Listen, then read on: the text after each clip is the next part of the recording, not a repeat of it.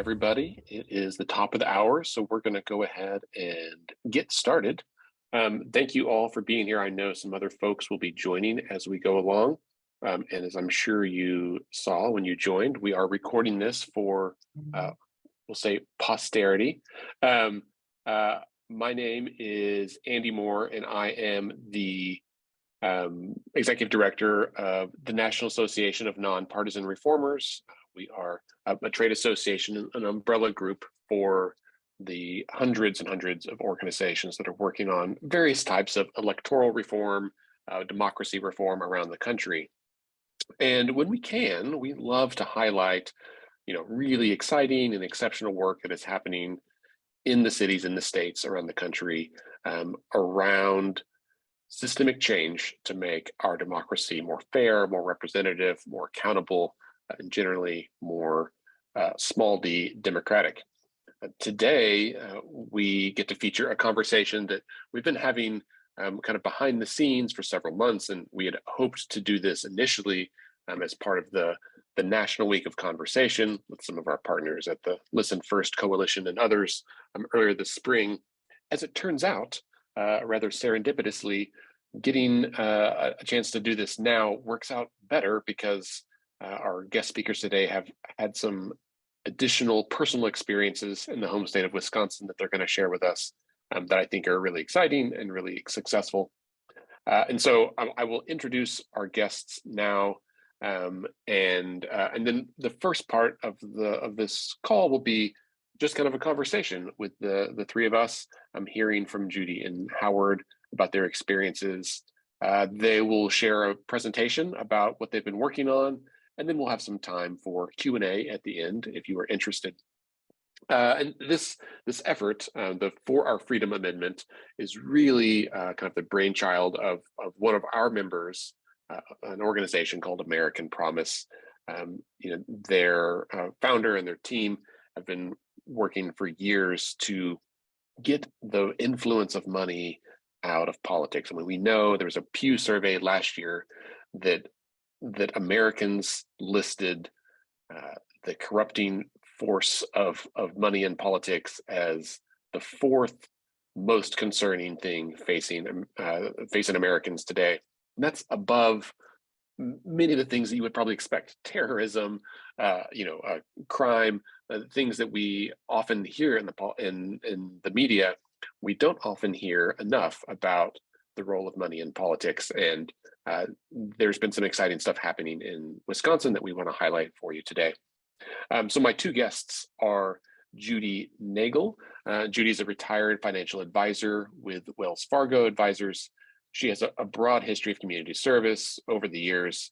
She served on a number of boards and committees, including St. Mary's and St. Vincent's Hospital corporate boards, president of the Wisconsin State Board of Curators, president of the Envision Greater Green Bay, and a past president of her local Rotary Club.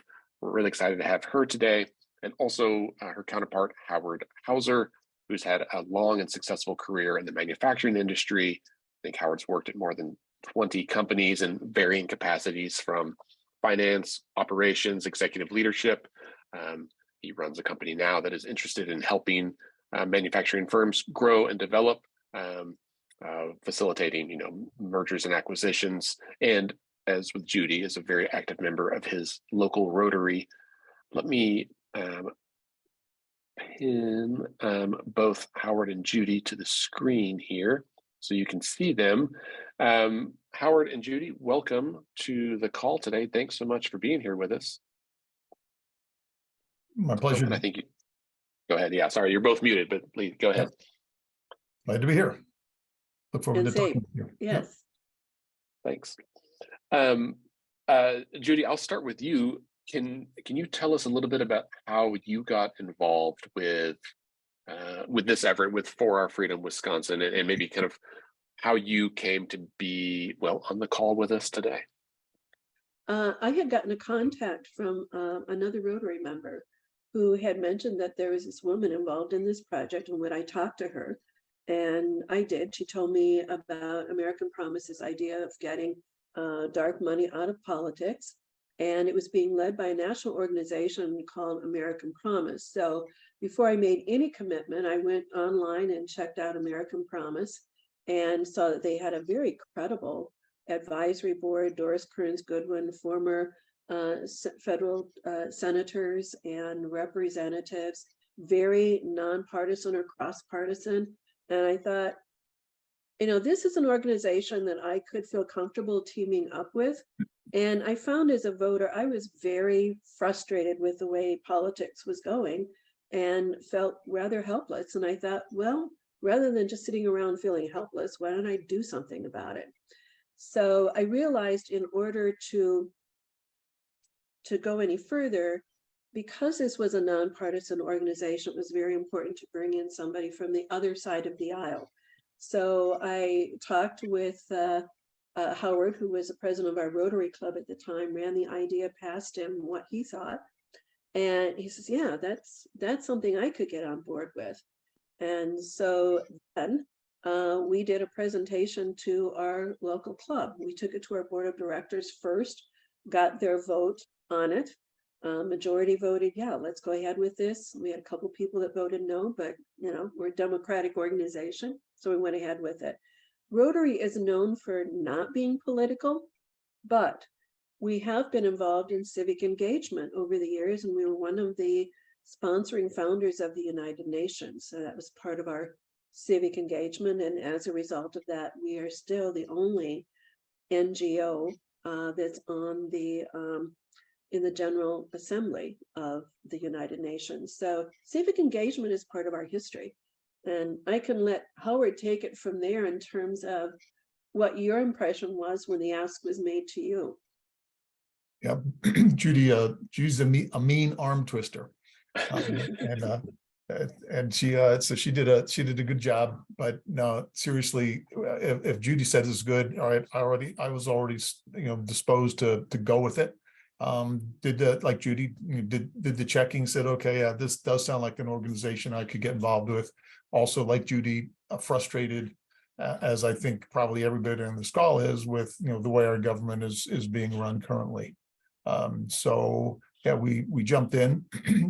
That first meeting, the first presentation, excuse me, that we did at our Rotary meeting was very eye-opening, because when we did the presentation, and the presentation we're going to do today is basically that same presentation, very similar. The response, and I've been in Rotary since the 80s, and I've spoken at, I don't know, 40 or 50 clubs multiple times. I mean, I've done a lot of speaking at Rotary clubs, and the reaction, the response that we got was greater than any club that I've ever spoken at before. People came up afterwards and said, wow, yeah, we really need this in our country. That it was just overwhelming, and it was from both sides, people that I know that are from both sides of the aisle. So that told me, okay, we had something, and so and then it kind of grew from there. Yeah, that's great. So Howard, you and Judy knew each other through Rotary, right? For a while before you kind of got involved in this.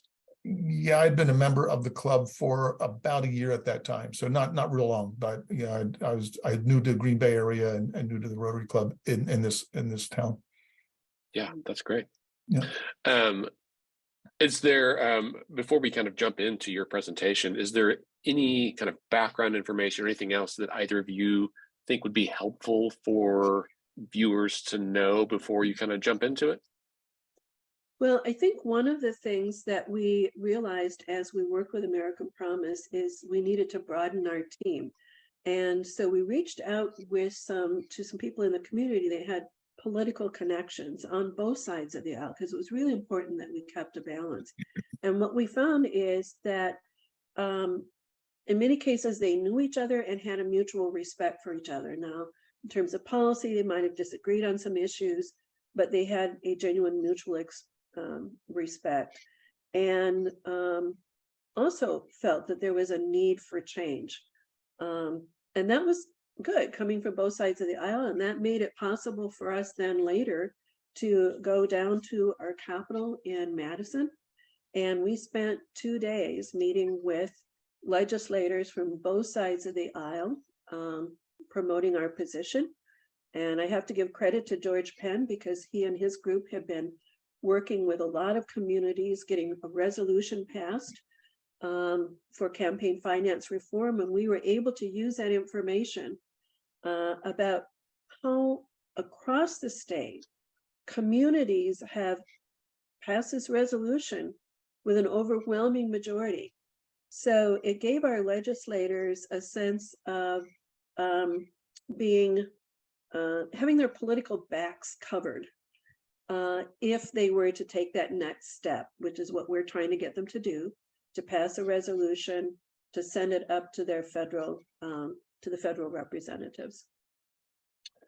Judy, I love that you shared that. And this is, I think, it's a very simple lesson, but a very important lesson that we hear across the country, right? That real change, we can't always wait for somebody else to do that, right? We can't expect, I think it is unreasonable to expect that our leaders, especially our federal leaders, who are not often as involved in our local communities as we would like, to know exactly what it is that we as voters care about or want to see happen. If we don't talk to them, they're not going to know. And it is exciting to me to see, in Wisconsin and around the country, people like y'all getting together and having those discussions, creating, statements, policies, whatever it is, and really organizing around that. And when enough people come together, right, at some point there reaches a critical mass where our elected leaders cannot feasibly ignore it anymore. I mean, they're, for the most part, like savvy politicians, they understand that like you should give the people what they want, and when we can demand that, that can be very helpful. Howard, is there anything you want to add before you share your screen and kind of get into it? I all kinds of comments. I would go just one comment a little bit further. In my opinion, again, being a change guy in business, government never leads, they always follow. And it is our collective responsibility to lead them, to be the voices and to get out there, and cause the stir and make it uncomfortable for them if we have to, not in their face uncomfortable, but just politically, they have to know that there's enough people behind a cause. And we're going to talk about that in one of our slides. The numbers are actually kind of, disappointing, but yeah, so it's up to us.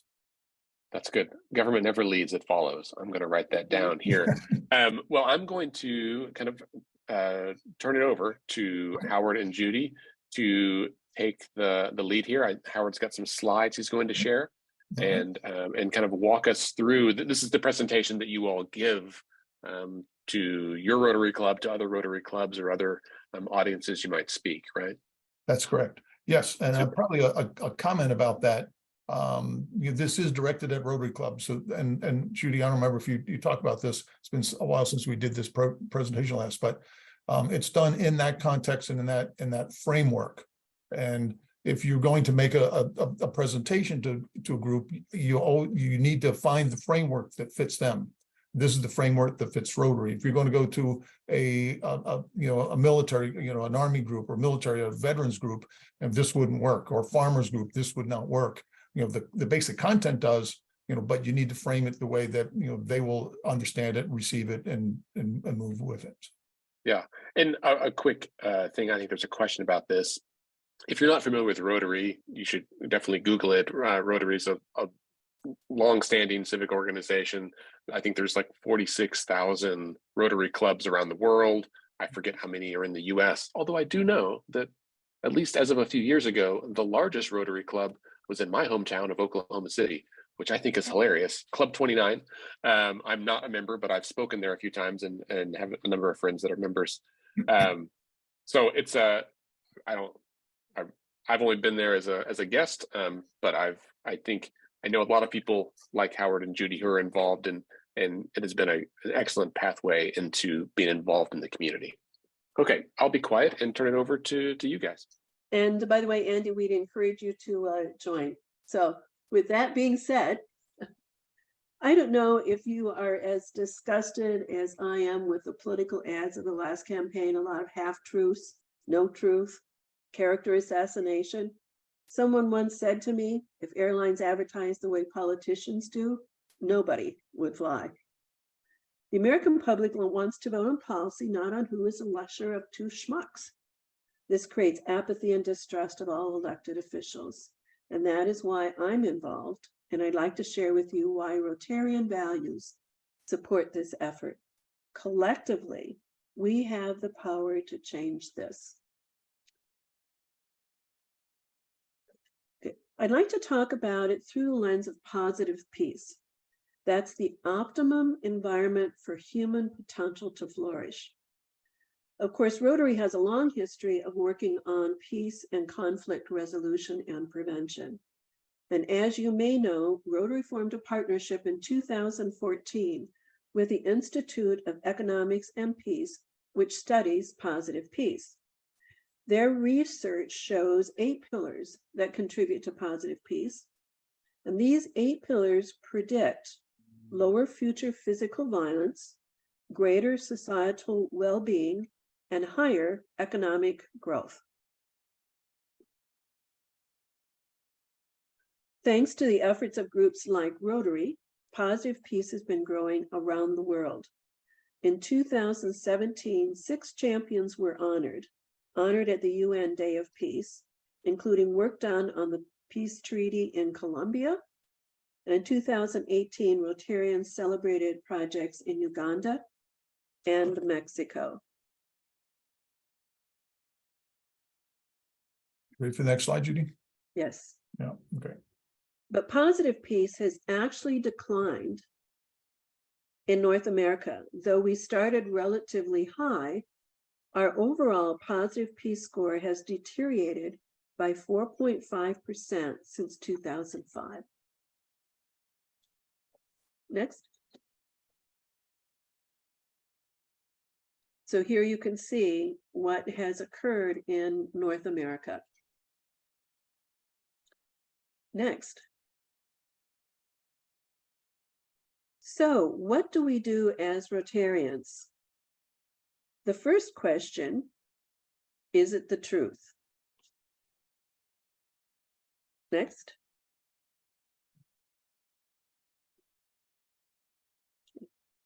Clearly, if voters do not know the truth of who is trying to influence them, we cannot have the free and open exchange of ideas on which democracy depends. But with the Citizens United rule change, certain groups no longer have to disclose their donors. This created a way for funders to influence campaigns without the voters knowing who they are dealing with and what their interests are, the so-called dark money. As you can see, the amounts have increased dramatically, and it is not traceable, potentially from foreign sources, say when a corporate contributor is foreign owned.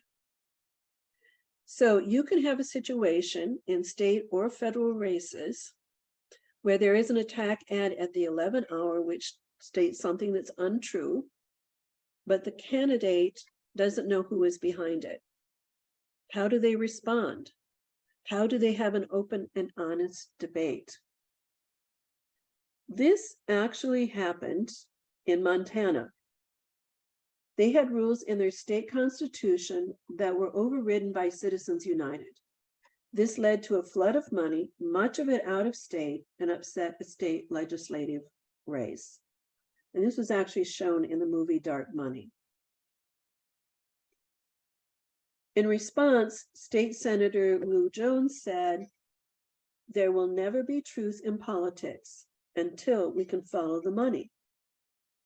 So we can say the rules that have been adopted make it harder to know the truth." And to share more with you is my fellow Rotarian from the opposite side of the aisle, Howard Hauser. And Howard, take it away. Thank you, Judy. We'll so the next question in the four-way test, is it fair to all concerned? Well, in a democratic republic that we have, you would expect that the more people that are in favor of a subject or a topic or an issue, the greater the chance and probability that that policy would end up being adopted. Well, you'd think that, but the reality is a bit different. And I'm a business guy, I'm a numbers guy, so I like to look at the numbers. The middle line here, this is average Americans. So across here, the percent of support for a particular policy, so increases from 0 to 100%.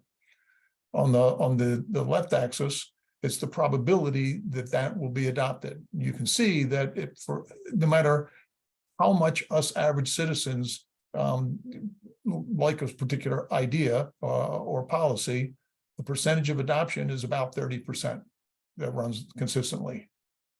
Contrary to that, the economic elites, the greater the percentage of them that support a policy, the greater probability there is for that adoption. So that doesn't sound, I don't know about you, but it doesn't sound fair to all concerned to me. The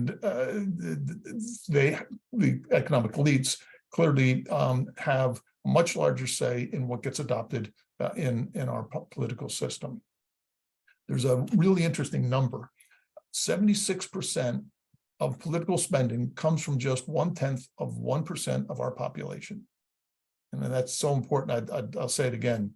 76% of political spending comes from just 1% of our population. So it's a very small percentage of the people that influence, what is really going on. And it becomes tragic when you see, some results and some things that have happened. For example, Big Pharma paid to have a seat at the table when they were adopting rules on opioids and the use of opioids. We all know the crisis that has turned into, and the toll in human life, that has occurred is not a good thing. All right, next question: will it build good and will it build goodwill and better friendships? Well, again, the numbers show that the percentage of Americans who believe the government is run for the benefit of the people, here in blue, went from 64% in 1964 down to, this graph shows 21%, and this was about 2018 when this last number was taken. That has since dropped to 8%. That the people think that's run for the benefit of the people. Conversely, those who think it's run for the benefit of big interest went from 29% in 1964 to 76%, and it's now at 92% in the most recent poll done a year or so ago. So clearly, we all have the sense that government is run for the benefit of big money, not for the benefit of all the people. And the big money interests, they like that because their whole system is to blame others and purposely create polarization, outrage, civic disengagement, the loss of civility. They get all of us to distrust each other, and you see it around you every day in the news media. Each side points to the other and says, those are the guys that it's their reason, their fault. That's why we can't get anything done here. And all along, the big money folks, they're sitting back smiling to themselves and very happy because they're getting exactly what they want: more control and more money.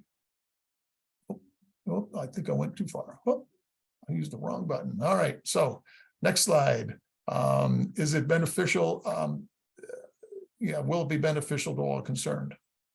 Well, there are a few people at the top that have recognized that this is not a winning formula, and we're in an arms race of money, and that nobody ever really wins, and so that needs to be changed. And luckily, we have some people that are stepping up.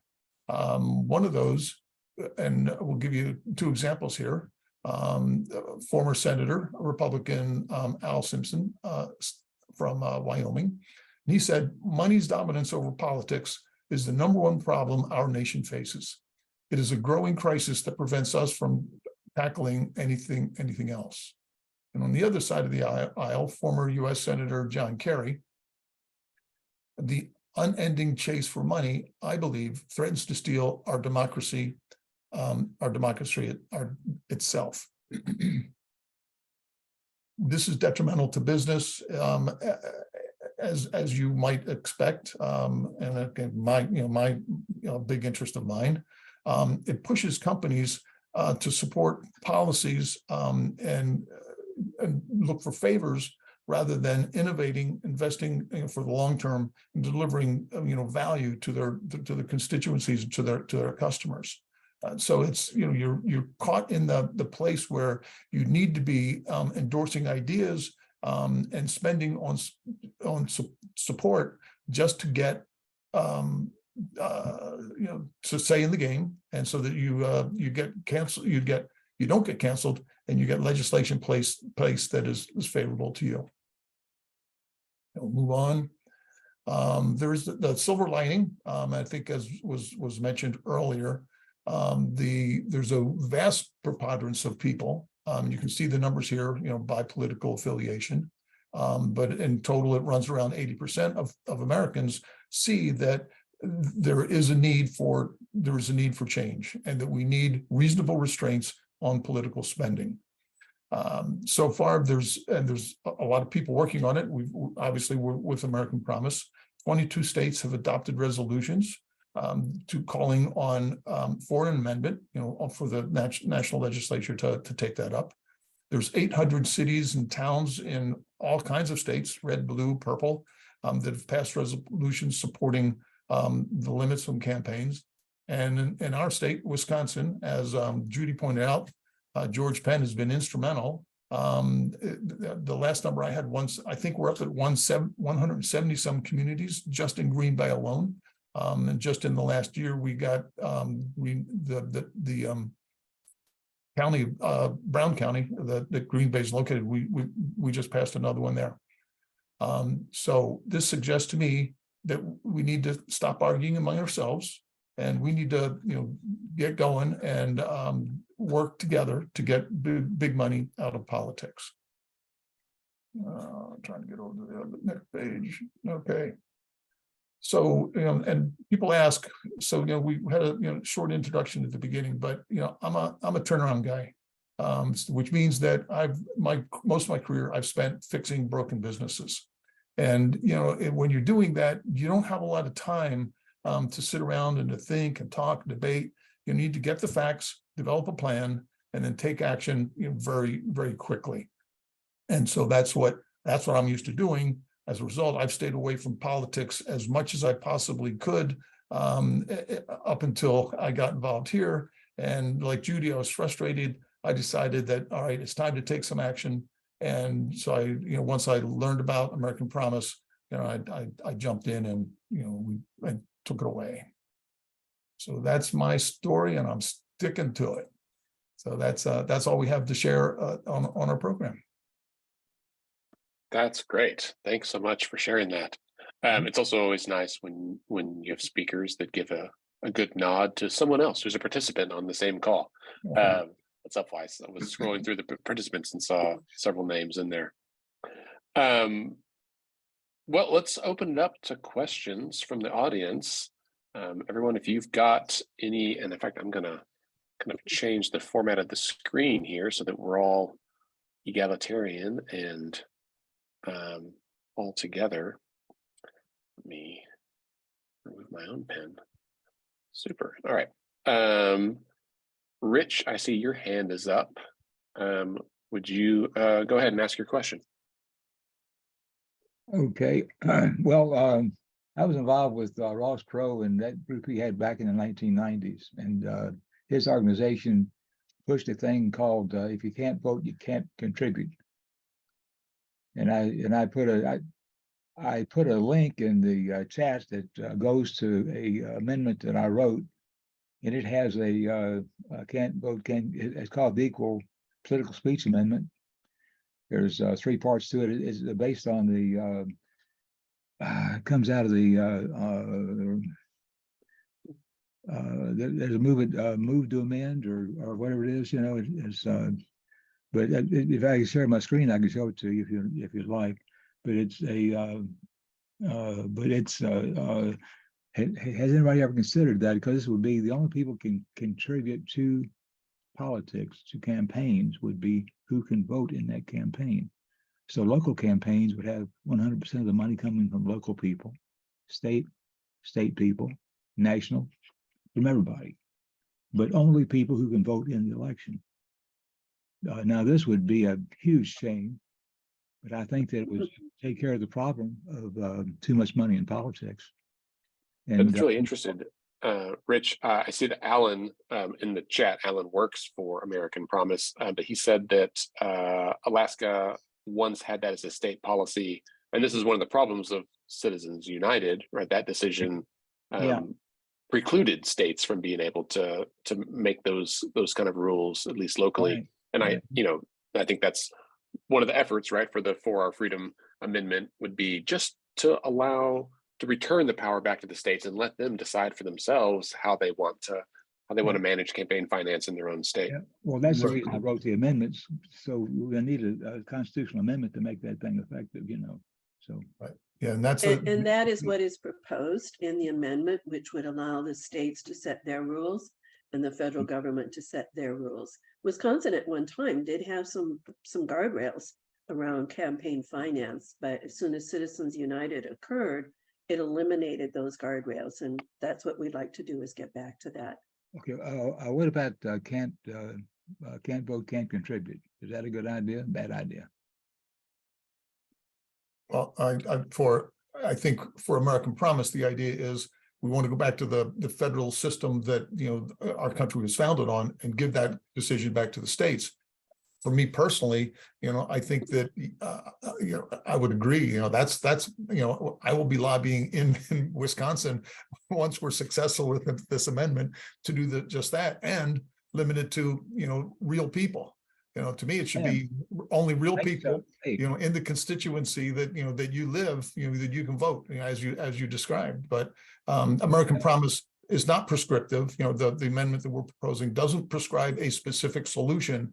Again, staying with the federal system, we want each state to have their ability to make their own decision. One of the things that we're also finding with the exorbitant amount of money that's coming into financing campaigns, it's now starting to filter down into our local elections, where we have nonpartisan mayor offices, but now people are being expected to draw a line in the sand and identify people as either Republican or Democrat, which really makes the opportunity for people to work together on common issues and seeing, their common perspectives. It's creating dividing lines. And it's because there's an excessive amount of money that, like I said, it's now filtering down. Just when we talk about the money, in 2016, there was about 6.5 billion spent on state and federal campaigns. In 2020, that had increased to 14.8 billion. And by the midterms, that was up to 17 billion. So who knows where it's going to be in the next election in 2024? And what impact does that have? And who's providing the money and whose interests are being supported? In the 2020 election, we had 4 billionaires run for president. We had Tom Steyer, we had Howard Schultz, we had Michael Bloomberg, and of course we had Donald Trump. And personally, I don't think this is an office that should necessarily be exclusive to billionaires. But unless we create some changes, this is the direction that we're projected to go.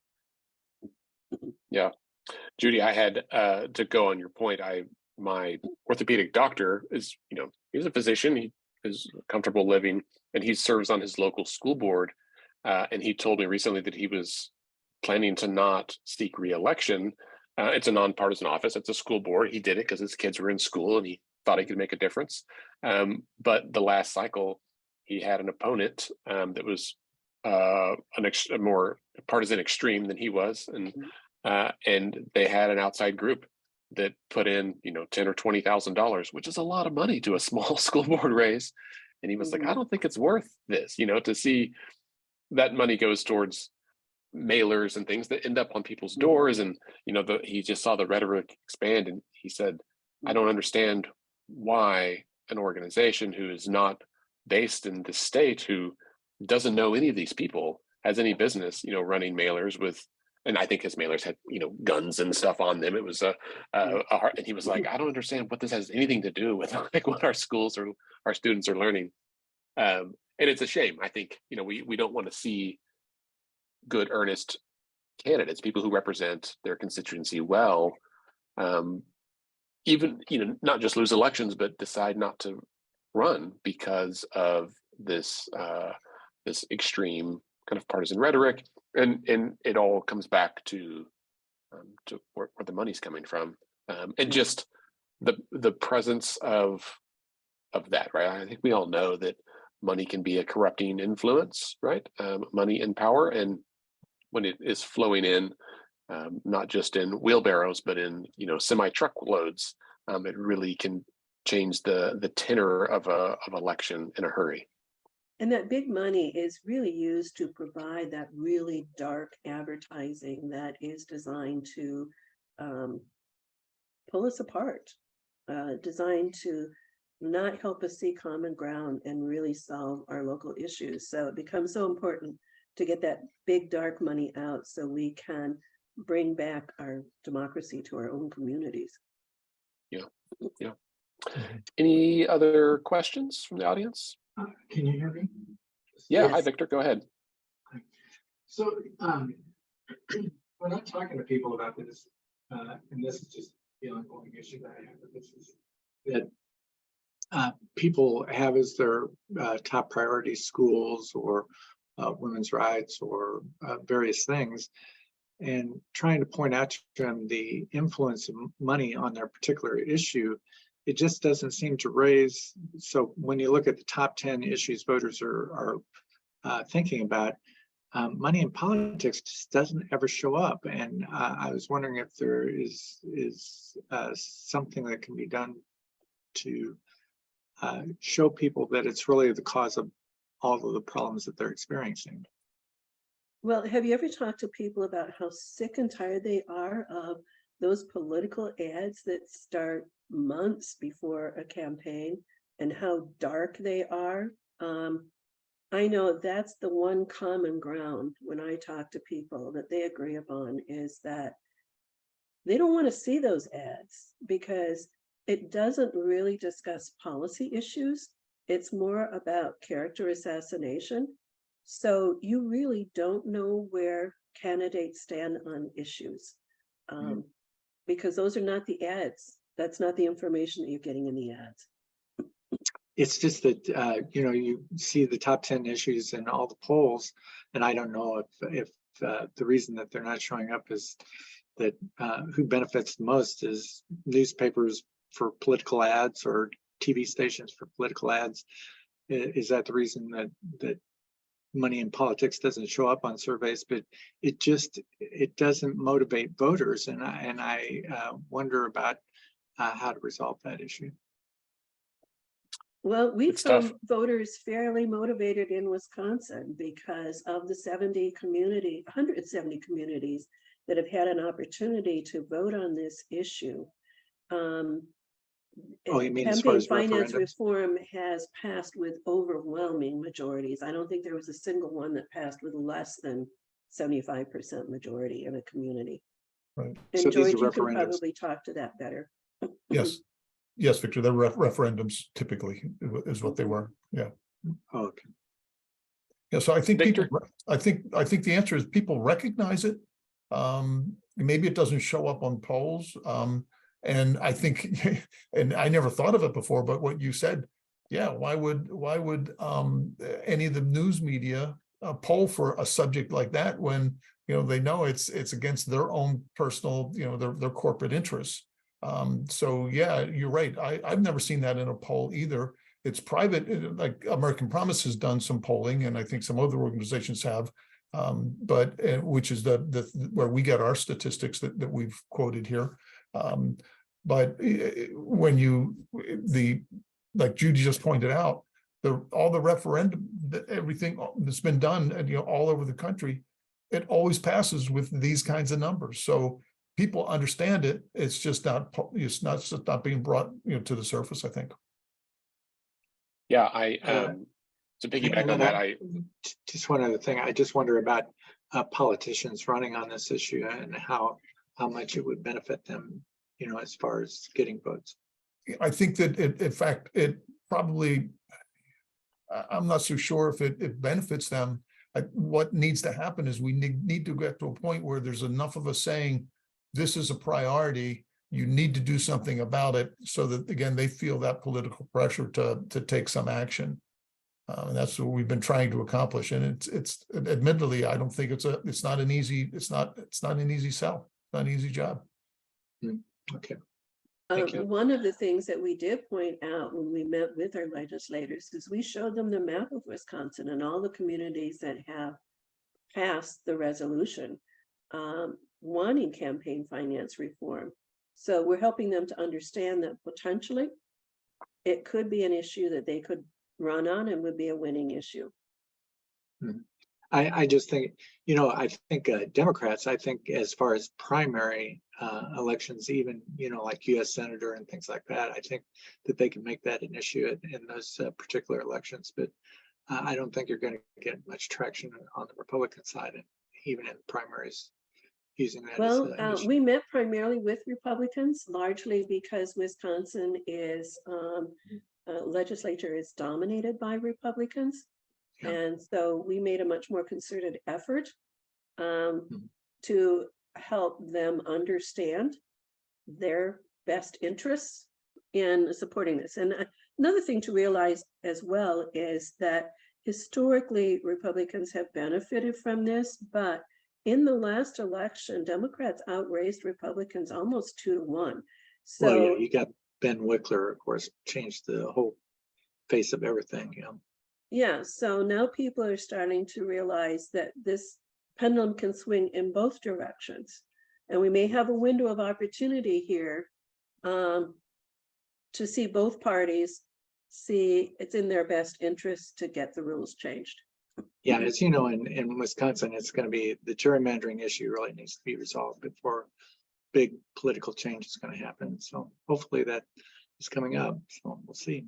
We'll see.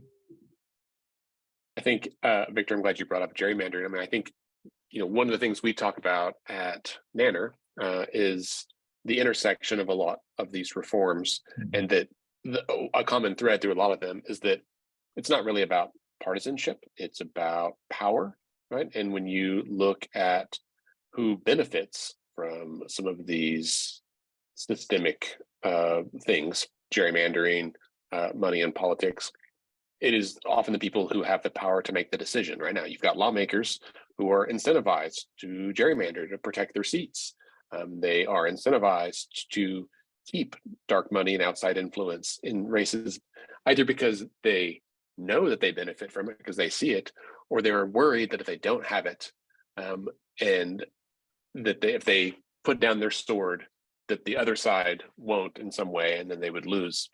Right. And so I think, to what Howard and Judy said earlier, this kind of change, for those reasons, almost has to happen from the people, and when the people demand it, it's the old quote, right? That the power concedes nothing without a demand, and I think that's where we have to start. I do want to highlight in the chat, in case you haven't followed along, there's been some good discussion. Brian, I appreciate you dropping the link to the Pew poll from back in February, where it shows that when Americans are asked specifically about some of these things, that money in politics is one of the top concerns. And then Alan also said, that often people know it's a problem, but they feel like they don't have the opportunity or that it's not fixable. They don't realize that there is a path to changing things. And I think that's one of the powerful messages about what Judy and Howard have been doing, is that they have been demonstrating to their friends and neighbors in Wisconsin, community by community, that change is possible and we have the power to do it. And once people realize that sense of agency is a really powerful force in growing. So Well, I'm cautiously optimistic. I mean, things are really changing. And, but really until you see people voting on that issue, it's going to be tough. I mean, people seem to vote on economics and although they're getting away from being influenced by the political ads, they're still, you can put enough money into a campaign to influence people. And so until people can ignore those ads and, you know, dig down a little bit and become active citizens, you know, paying attention to, I think people are, because of the various sources of information, I think people are getting more involved, but so cautiously optimistic of the change, but need more voting associated with campaign finance. Yeah. I think of a voting on that quote, issue. and that quote is, "Bad things happen when good people do nothing." So it's up to us. It's just finding enough people to get that message out to and have them start to participate. You know, they don't have to swim in it like we do. They just have to marginally pay attention to what's going on and be skeptical of some of their news sources. Yeah, I think, you know, I look at other examples, you know, the Voters Not Politicians campaign against gerrymandering in Michigan from 2018. You know, that effort was huge. I mean, they really started just meeting in coffee shops and bars and people's living rooms and having this conversation, 6 and 8 people at a time. And that's the I optimistic attended side of it. The downside of that is you can go to Ohio and it's so entrenched that they have votes, they have laws, and they can't change anything. Or it's just really amazing. So that's the pessimistic side of it, the skeptical side of it. But you're right, boy, Michigan really turned things around fast. That was really amazing. Yeah, And George has done a remarkable job of getting 170 communities to pass a resolution, and they're not done yet. I think their goal is 200. And I love the resolution thing simply because it makes people, I mean, even if it just shows up as a byline in the newspaper, people say, oh my God, there's stuff going on about this I didn't even know. So, you know, in that way, it's wonderful. The problem is the resolutions, and this is especially true in Wisconsin, is there isn't a binding resolution process to help us out. A binding resolution process would be so helpful in the state. It's just not there. Super. Before we wrap up, we've got a few minutes left. I wanted to ask Alan or Dr. Jessica if either of you from American Promise would like to add anything to the conversation that we haven't already discussed.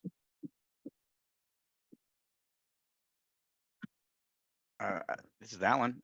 I'm the National Coalitions Director with American Promise, and I just want to thank you, Andy, and everybody at Nanner, and thank you everybody on the call. Thank you, Judy and Howard. You two are the most amazing state leaders and grassroots volunteers that I know. Yeah, I would say, if anything, get involved with the kind of work that Judy and Howard are doing, with the kind of work that Nanner does. It's our democracy and it's ours to defend. I can say, you know, AmericanPromise.net is the website if you want to get involved with this particular movement. And with all the democracy reform efforts, I think they're all tremendous. I support, you know, most of the ideas, but unless you fix this, unless you can get, you know, the power back to the people, any good reform is going to be up against the money. And when that dark money doesn't like something, it won't happen. So independent redistricting commissions or ranked choice voting or open primaries, all these great ideas, they're going to need the support of you know, common sense guardrails on campaign finance. So again, AmericanPromise.net. Thanks, Alan. Hey. Appreciate that.